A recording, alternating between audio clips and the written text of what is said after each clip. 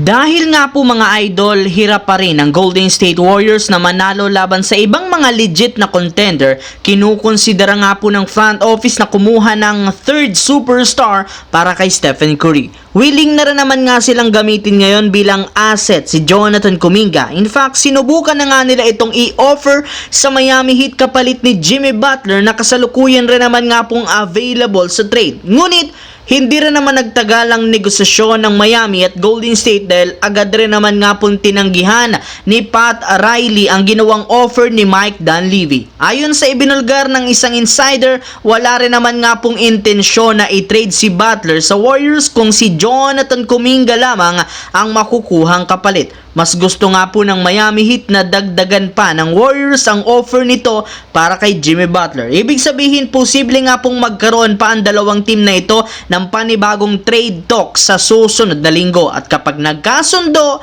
sa gagawing negosasyon, maaaring makabuo sila ng trade bago ang deadline sa February. Samantala, wala nga po ni isang miyembro ng Los Angeles Lakers ang nakakalimot sa nakakahiyang pagkatalo noon sa Detroit Pistons. Kaya ang kanilang rematch ngayon, sinikap nga po ng mga players na kontrolin sa simula ang laban. Hindi na nga po nila hinayaan pa ang Pistons na maging komportable sa mahigpit nilang depensa, lalo sa ilalim. Sinubukan rin naman ng Lakers na magdomina sa painted area as much as possible. Kaya eto ang dahilan bakit maaga silang nakalamang sa simula, pero sadya nga hindi rin naman basta-bastang nagpatalo at sumuko dito ang Pistons dahil ginawa pa rin naman nga po nilang idikit ang talaan. Lumamang pa nga sila dito hanggang sa mag back and forth na naman ang storya, ngunit sadyang pagdating sa huling minuto, dito na nagsimulang magka-leche-leche dahil sa sunod-sunod na turnover ng team. Ito nga mismo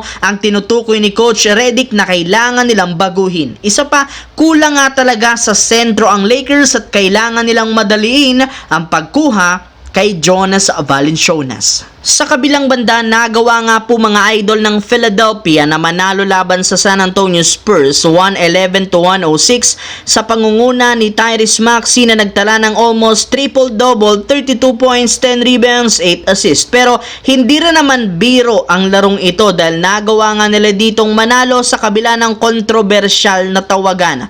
Una ay ang pagkakatanggal ni Joel Embiid matapos siyang makakuha ng dalawang magkasunod na technical foul na sobrang ikinagalit nito. Maliban dyan, nagkaroon rin naman ng dalawang technical foul ang isa pang sentro na si Andre Drummond na siyang dahilan bakit maaga rin itong tinanggal. Mabuti na lang at binawi rin naman nga po nito ang nakuhang technical foul ng ma-review ng mga referee na nag-flap nga daw po si Wembanyama. Kaya nagawa nga ni Drummond na makabalik pero hindi rin naman pinalampas ng buong fans at 76ers ang nangyaring ito dahil halos lahat nakuha nilang technical galing lamang sa isang referee na si Dennis Schroeder na binabatikos ngayon ng sobra sa social media. Pero si Schroeder rin naman nga ang humingi ng pasensya sa head coach ng Sixers na si Nick Nurse nang magkaroon siya ng pagkakataon na lumapit sa bench.